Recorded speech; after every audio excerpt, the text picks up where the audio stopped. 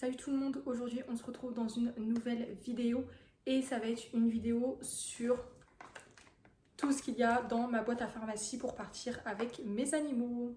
Je vais prendre au fur et à mesure ce qu'il y a dans la boîte à pharmacie. Premièrement, ce que j'ai dans la boîte à pharmacie, c'est du Smecta. Donc là, c'est la même chose, c'est du Diosmectite. Bref, j'ai été demander du Smecta, ils m'ont donné celui-ci.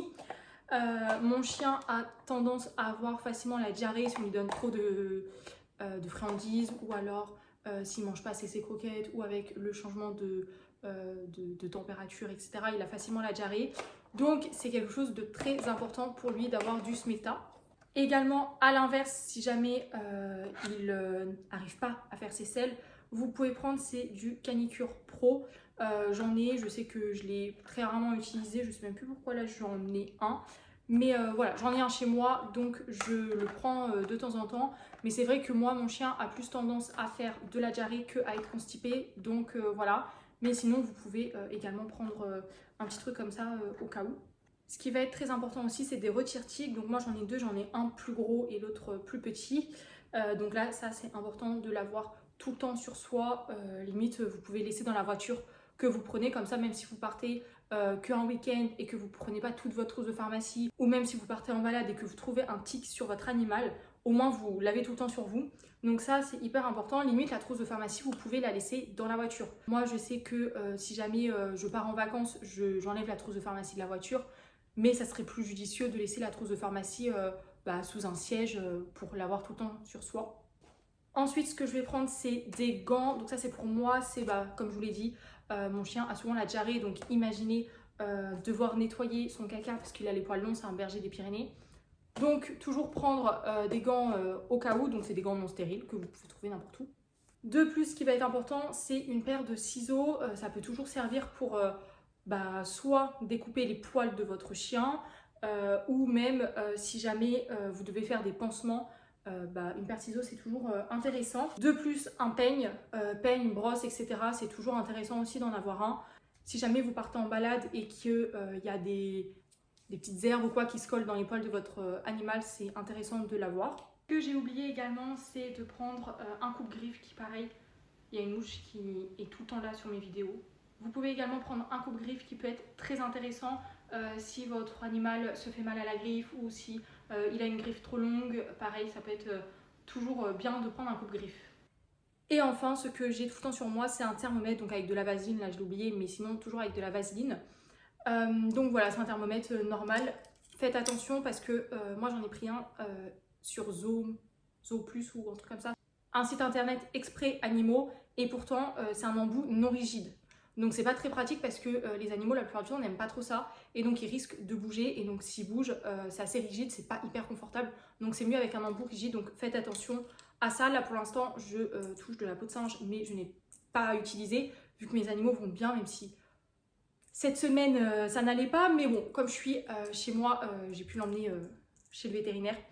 Je n'ai pas eu besoin du thermomètre, mais voilà, toujours important de l'avoir, on ne sait jamais. Ensuite, en parlant bandage, je vais prendre des bandes stériles et non stériles. Voilà, si jamais l'animal a une plaie et qu'il faut compresser. Donc, des compresses stériles et non stériles. Je vais prendre également une bande non adhésive comme ça, des bandes de crêpes, il me semble que ça s'appelle. Voilà. Je vais prendre donc, c'est du Leucoplast, du sparadrap. Vous pouvez prendre également, c'est de l'Ipafix. Donc en fait, pour ceux qui ne savent pas, c'est un pansement en rouleau comme ça. Et donc en fait, vous pouvez avoir la longueur que vous voulez. Ça existe sur différentes largeurs également. Moi, j'ai eu 10 sur 10. Mais voilà, et après, vous coupez le bout que vous voulez. Donc ça, c'est pas mal parce que en fonction de la plaie, vous pouvez avoir plus ou moins un gros sparadrap. Donc ça, c'est hyper pratique. Donc moi, je sais que je prends ça. Et de plus, je vais prendre une bande adhésif. Donc, c'est pas une bande adhésif, c'est du V-Trap plutôt. Donc, en fait, c'est une bande qui se colle sur elle-même. Donc, attention parce que si vous serrez, ça serre très très fort. Donc, il faut vraiment. Vous voyez, c'est assez élastique. Et donc, ça se recolle sur lui-même. Donc, ça, c'est plutôt pas mal parce que comme ça, vous n'avez pas à mettre deux pansements dessus. Donc, voilà, ça tient mieux quand même sur les animaux. Pareil, il existe en différentes longueurs. Là, c'est le plus petit, je pense. Oui, Enfin, j'ai jamais vu plus petit que ça. Donc ça doit être le plus petit, mais on a plus grand également. Ça, c'était vraiment tout pour si l'animal a une plaie. Également, si vous avez une plaie et qu'il faut désinfecter, vous pouvez prendre de la bétadine. Ça fonctionne super bien, donc de la bétadine rouge pour nettoyer et désinfecter la plaie. Avec ça, vous pouvez prendre du sérum physiologique. C'est vrai que moi, là, tout de suite, je ne l'ai pas pris. Mais vous pouvez donc nettoyer et désinfecter avec ça. Et le sérum physiologique, c'est pour rincer. Ce que je prends aussi, c'est un produit donc pour les yeux. Donc ça, c'est de l'Ocril. Donc c'est pour nettoyer les yeux. Donc si jamais on a un œil qui coule, on a quelque chose dans l'œil ou quoi, hop, j'ai ça. Après, si vous prenez du sérum Phi, vous n'avez pas besoin de prendre ça. C'est juste que nous, on l'avait, on l'a acheté parce que Jessie, elle a eu, enfin mon chien a eu des petits problèmes au niveau des yeux. Mais sinon, vous n'êtes pas obligé d'en avoir. Mais voilà, moi je l'ai, donc je le prends, mais vous pouvez utiliser juste avec du sérum Phi, ça le fait amplement. De plus, j'ai le sérum pour nettoyer les oreilles. Donc pareil, moi j'ai un chien avec les oreilles tombantes, un berger des Pyrénées. Donc il a plus tendance à faire des otites, etc. Donc dans l'idéal est de nettoyer assez régulièrement les oreilles. Et donc pareil, quand on part en vacances, des fois les oreilles elles peuvent être sales. Ce qui est bien, c'est après la plage de nettoyer ce qui aurait pu rentrer à l'intérieur des oreilles. Prendre un nettoyant oculaire et auriculaire peuvent être plutôt pas mal. En même temps, de prendre les ciseaux, vous pouvez également prendre une tondeuse. Ça peut être plutôt intéressant. Pareil, s'il a une plaie, il faudra tondre assez, faudra tondre autour pour pouvoir après nettoyer et désinfecter. Toujours au niveau des soins, moi je sais que mon chat a déjà eu une collerette, donc je l'ai gardée et je la prends en vacances. Si jamais je prends mon chat en vacances, je prends la collerette avec un lien. Le lien peut toujours servir, même par exemple, le lien c'est pas que pour mon chat, parce qu'en soi mon chat garde la collerette même sans lien. Je sais pas comment c'est possible, mais voilà. Mais un lien peut servir donc soit pour mettre la collerette. Si jamais votre animal est très très douloureux, ça peut faire office de muselière. Si jamais voilà, votre animal se fait renverser ou quelque chose, ce que je ne vous souhaite absolument pas et je touche de la peau de singe, ça n'est jamais arrivé. Mais pareil, animal très douloureux, donc attention à ce qu'il ne morde pas et donc ça peut faire office de muselière. Un lien sert toujours pour différentes façons. Donc lien, muselière, pas du tout, collerette.